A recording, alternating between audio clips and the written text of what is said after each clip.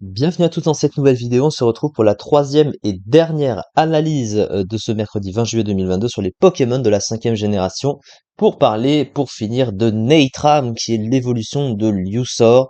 Et du coup, qu'est-ce que ça donne en combat? Alors, il possède le type Psy pur et le type Psy, malheureusement, c'est un type assez moyen, hein, autant défensivement et offensivement, avec deux résistances combat et Psy. La résistance combat est évidemment utile, mais dont une résistance à lui-même pour trois faiblesses gênantes, hein, au type insecte, ténèbres et spectre, donc c'est quand même pas ouf.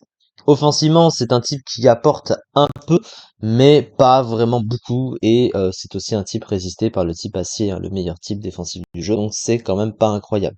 Alors, ces trois talents, il possède tout d'abord l'accès à Télépathe, qui est inutilisable en solo, donc voilà. En combat duo et multi, le Pokémon anticipe et évite les attaques de ses alliés, donc les attaques qui touchent deux Pokémon en même temps. Voilà. Alors, synchro, ça c'est un peu plus utile. En gros, quand le Pokémon est brûlé, paralysé ou empoisonné, eh ben, il transmet son statut à l'adversaire. Donc, en fonction de la situation, c'est utile. Mais son talent le plus utile encore, c'est Analyste, hein, qui est adapté finalement à ce qu'il est, à ses stats, puisque en gros, eh bien, ça augmente la puissance des capacités du Pokémon s'il tape en dernier, et étant donné qu'il est lent, eh ben, il va souvent taper en dernier justement, et c'est adapté à ça, et ça booste de 30% ses attaques s'il tape en dernier du coup. Sachant que au niveau de ses stats, on va voir ça de suite, s'il a 125 en attaque spéciale, donc il tape très fort, donc du coup, Analyste cumulé à ça, vu qu'il a que 40 de vitesse, c'est adapté. Après, évidemment, ça reste une très mauvaise vitesse, hein, faut pas non plus s'emballer là-dessus, c'est juste que le talent est adapté à ça. Et à côté, son bulk, il est correct sans être incroyable, hein, 75 PV, 75 de défense, 95 en speed, c'est une SPDF assez correcte. Voilà, sans plus, et 75 en attaque, il s'en sert évidemment pas.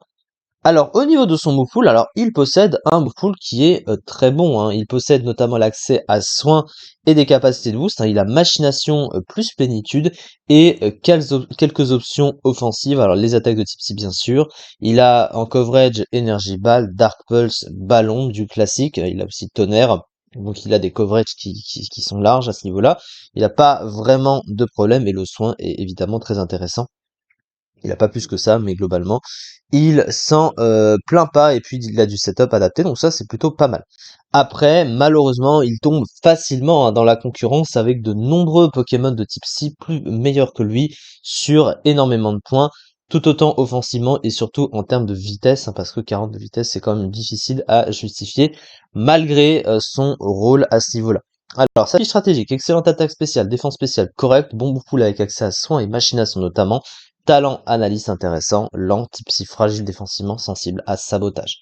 Malheureusement, sa concurrence et ses problèmes le font tomber très très bas ce Pokémon, hein, puisqu'il ne tombe qu'à 105e place quand même du Zédu le mois dernier avec seulement 0,5% du tiers, donc c'est vraiment pas bon, hein, clairement. Ce Pokémon, je savais pas qu'il était aussi bas quand j'ai regardé le chiffre, mais au final, il ne se déploie pas tant que ça et sa concurrence, bah, c'est un peu le problème évidemment. C'est ça en tout cas pour cette vidéo. On se retrouve demain du coup maintenant pour la suite des analyses sur les Pokémon de la 5e génération.